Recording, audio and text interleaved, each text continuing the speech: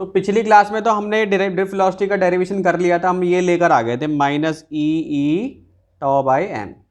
ठीक है, अब जैसे मान लो कि सपोज करो कि ये डिस्टेंस है मेरा यहाँ से यहाँ तक, ये एक वायर है, वायर का मैंने एक छोटा सा टुकड़ा ले लिया है। अब इसमें डेल्टा एक्स जो है उसको ले सकता हूँ मैं वी डी डेल्टा टी कर सकता हूँ। अब ऐसा मैंने क्यों लिख लिया, क्योंकि डिस्टेंस किसके इक्वल होता है, वेलोसिटी इनटू टाइम के इक्वल होता है बच्चे, होता है ना। तो डिस्टेंस की जगह पे डेल्टा एक्स लिख लिया मैंने, और वेलोसिटी की जगह पे ड्रिफ्ट वेलोसिटी लिख लिया, और डेल्टा टी की जगह टाइम लिख लिया मैंने। ऐसे कर सकता हूँ ना मैं? Yes sir. तो अब अगर सपोज करो कि मुझे सारे के सारे जो हैं इसमें इलेक्ट्रॉन जो मूव कर रहे हैं उन सबका नेट मुझे अगर चाहिए, ठीक, इसका एरिया ए है, ठीक है, हमने इसका क्रॉस सेक्शन एरिया ए लिया है, और हमारे पास फॉर्मूला होता है I equal to Q by T. So Q equal to I delta T लिख सकता हूं मैं, और क्यू इक्वल टू क्या होता है, एन ई होता है, और एन ई को मल्टीप्लाई करूंगा पूरे के पूरे वॉल्यूम से। ठीक है, तो वॉल्यूम क्या होता है, क्रॉस सेक्शन, अगर सिलेंडर का वॉल्यूम की अगर मैं बात करूं तो क्रॉस सेक्शन एरिया होता है, ठीक, और ये डेल्टा एक्स होता है, डेल्टा एक्स ये डिस्टेंस हो गया जो है, तो इससे वॉल्यूम पता चल जाएगा, यानी ये पूरा क्या है, वॉल्यूम है। ठीक है, तो डेल्टा टी से डेल्टा टी कट गया, I equal to V D N A आ गई, हमने वैल्यू डाल दी। एक डेल्टा एक्स किसके इक्वल था, यहाँ पे हमने निकाल चुके थे, delta X V D delta T के इक्वल था इस वायर में, तो हमने इसको I equal to V D N लिख दिया, और ये सीबीएसई बोर्ड में आया हुआ है। हाँ, पूछो क्या क्वेश्चन पूछ रहे। तो मैंने कुछ नहीं किया इसमें, यहाँ तक हमने डिराइव कर लिया, ये भी सीबीएसई में पूछा हुआ है। अब अगर मान लो करंट डेंसिटी के टर्म्स में अगर बताना हो तो सब कुछ, अब बस हम ड्रिफ्ट वेलोसिटी की जो वैल्यू थी ना, ये इसमें सब्स्टिट्यूट कर देंगे यहाँ पे, ठीक है, बाकी सब कुछ सेम रहेगा, और इस ए को आई बाई ए के नीचे लेकर आ जाएंगे हम। तो ये क्या हो जाएगा, एन ई स्क्वायर टॉ ई अपॉन क्या हो जाएगा, एम हो जाएगा ये, ठीक। और जे क्या होता है, आई बाई होता है, करंट डेंसिटी होता है, तो J equal to I by N E square tau E by M, हम इसको लिख लेंगे, तो ये करंट डेंसिटी के टर्म्स में आ गया। अब एक और फार्मूला था हमारे पास, ये आ गया। अब अगर मान लो कि मैं करंट डेंसिटी को, इसको भी अगर मुझे इलेक्ट्रिक फील्ड के टर्म्स में चेंज करना हो तो कैसे लिखूंगा मैं, ठीक है। ये पढ़ा था हमने पिछली क्लास में, E equal to J into rho होता है, ठीक है, ई इक्वल टू क्या लिख सकते हैं, जे इंटू रो होता है, ठीक। अब जे की जगह पे सब्स्टिट्यूशन कर दूं इसका, तो जे को मैं ऐसे भी तो लिख सकता हूं मैं, ई अपॉन रो,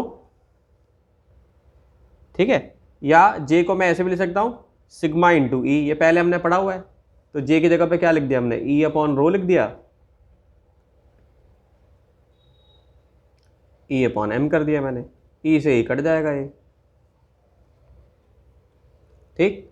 तो ये क्या हो जाएगा तुम्हारा, 1/रो सिग्मा होता है, तो सिग्मा इक्वल टू क्या आ जाएगा तुम्हारा, ये सिग्मा इक्वल टू हो जाएगा N E square tau by M,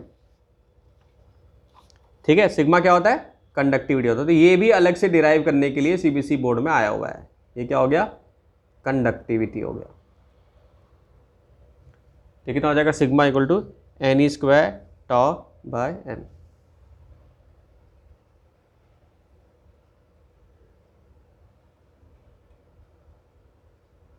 understood. NCERT का 3.1 क्वेश्चन है।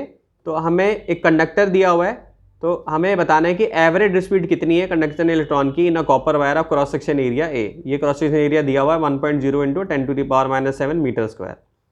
करंट कितना आ रहा है इसमें, 1.5 एम्पियर आ रहा है करंट इसमें, ठीक। तो मान लो कि एक कॉपर एटम इसमें कंट्रीब्यूट कर रहा है फॉर 1 कंडक्शन इलेक्ट्रॉन, और डेंसिटी ऑफ कॉपर हमें कितनी दी हुई है, 9.0 इंटू 10⁻³ kg पर मीटर क्यूब दी हुई है।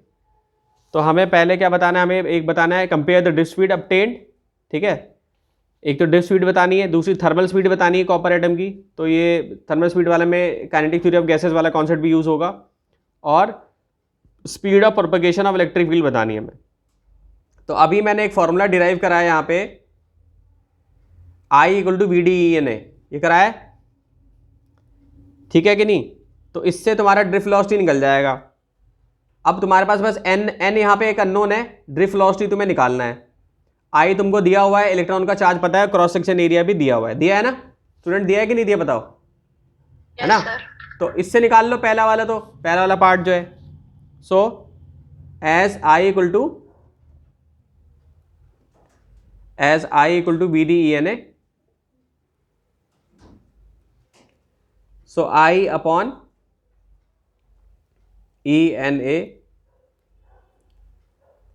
Equal to VD। VD क्या है? ड्रिफ्ट वेलोसिटी है। अब यहाँ n अगर निकालना है तो n निकालने के लिए क्या यूज़ करेंगे हम? ये फॉर्मूला हम यूज़ कर सकते हैं, गिवन मास अपॉन मोलर मास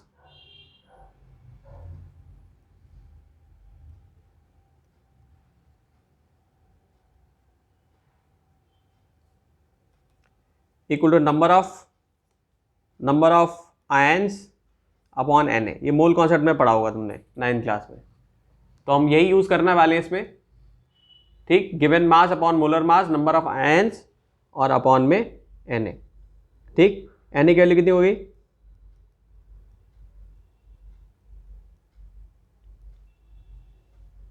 ये होती है एवोगाड्रो नंबर की वैल्यू।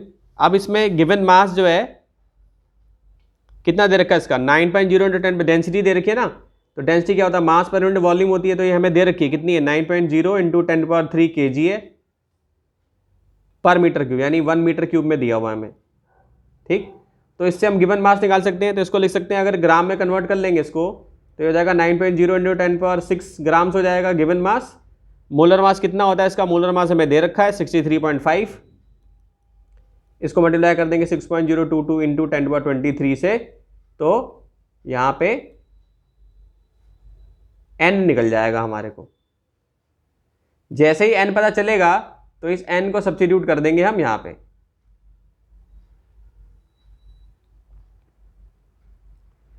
एरिया हो जाएगा। तो इस तरीके से हम ड्रिफ्ट वेलोसिटी इसकी इजीली निकाल सकते हैं। फटाफट निकालो ड्रिफ्ट वेलोसिटी इसकी। तो इसका जो आंसर आएगा, हाँ, इसका आंसर जो आएगा सबको सॉल्व करने पे, वो आ जाएगा 1.1 इंटू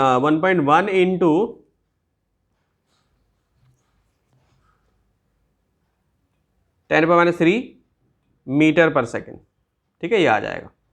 अब सेकंड पार्ट जो हमें करना है, तो उसमें बोल रहा है कि कंपेयर करके बताइए thermal speed of copper atom, ठीक, एट ऑर्डिनरी टेम्परेचर और speed of electrons carrying the current and the speed of propagation electric field along the conductor which causes the drift motion. तो एक फॉर्मूला होता है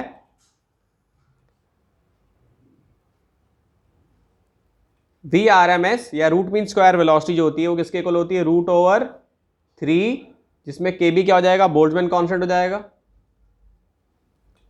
T temperature हो जाएगा और M क्या हो जाएगा? मास। 3 KB T/m, जिसमें KB क्या हो जाएगा?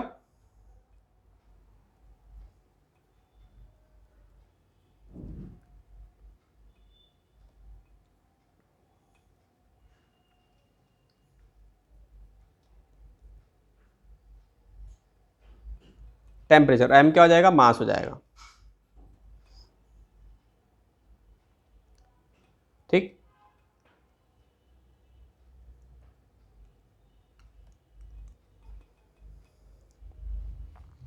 तो पहले हम क्या करेंगे, इनकी वैल्यूज डाल के देख लेते हैं। तो एक बार हम देखेंगे कि इसकी वैल्यू कितनी आ रही है, उस पर 300 केल्विन पे कितनी आ रही है। ठीक है, 300 केल्विन पे देखेंगे तो T यहाँ पे कितना लेना है? लगभग 300 केल्विन लेना है। और KB की वैल्यू कितनी लेनी है?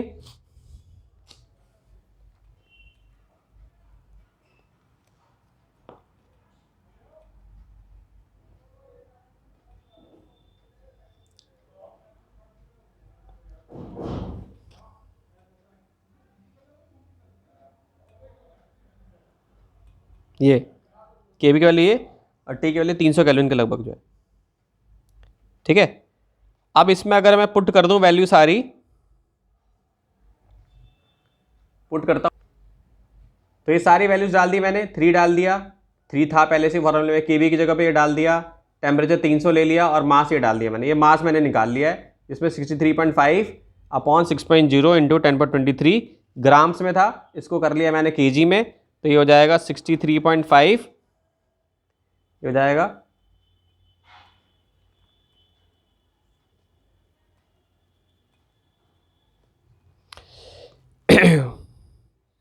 ग्राम से केजी में करा तो ये बदल जाएगा कन्वर्ट होके,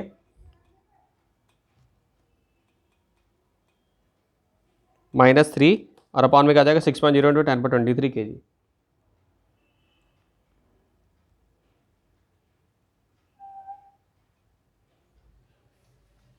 अंडरस्टूड। अब इसको पुट कर देना है। अब पहले वाले की जो ड्रिफ्ट वेलोसिटी निकाली थी हमने कितनी थी 1.1, ये ड्रिफ्ट वेलोसिटी पहले वाले की कितनी आई थी 1.1 × 10⁻³ आई थी। ठीक, सो इस वाले की और इस वाले की कंपैरिजन हमें करनी है।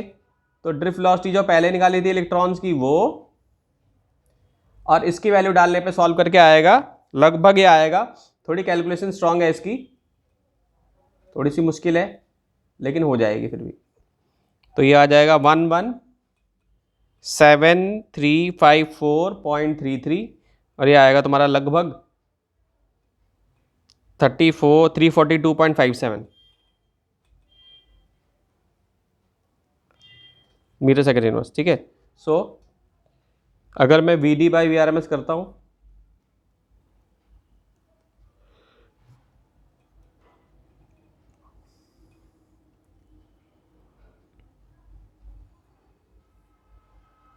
(10⁻³ आ जाएगा और नीचे क्या आ जाएगा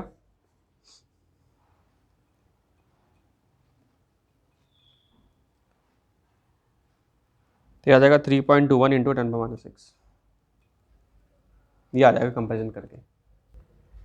तो ये जो क्वेश्चन है इसमें कह रहा है कि एनसीईआरटी का ये 3.2 कह रहा है electron drift speed is estimated to be only a few mm/s for current in the range of few ampere. So how then is current established almost the instant a circuit is closed? मतलब ये कहना चाहता है, simple terms में समझाता हूँ कि मान लो कि ये बल्ब है और यहाँ पे हमने स्विच लगा रखा है, ये बैटरी लगा रखी है, हमने स्विच लगा, जैसे ही स्विच ऑन करते हैं तो तुरंत बल्ब जल जाता है। जबकि हमने क्या देखा कि ड्रिफ्ट वेलोसिटी तो बहुत ही स्मॉल है, वेरी स्मॉल, तो करंट कैसे जल जाता है? सोचो इस पे क्या आंसर होना चाहिए। जैसे ही बेटा हम स्विच ऑन करेंगे ना तो यहां का जो इलेक्ट्रॉन है ना इसके एटम के इलेक्ट्रॉन के साथ तुरंत कोलिजन में आ जाएगा। मतलब कि इसके अंदर जो फिलामेंट है उसके पास जो इलेक्ट्रॉन है वो पहले ही कोलिजन में आ जाएगा जैसे ही आप उसको ऑन करोगे, ना कि यहां से कोई इलेक्ट्रॉन मूव करके यहां से लेके यहां तक नहीं पहुंचेगा। ठीक है, इसीलिए तुरंत ऑन करते ही जो है रोशनी जल जाती है। ठीक है, रोशनी हो जाती है तुरंत ही। सेकंड पढ़ो, सेकंड क्वेश्चन पढ़ो।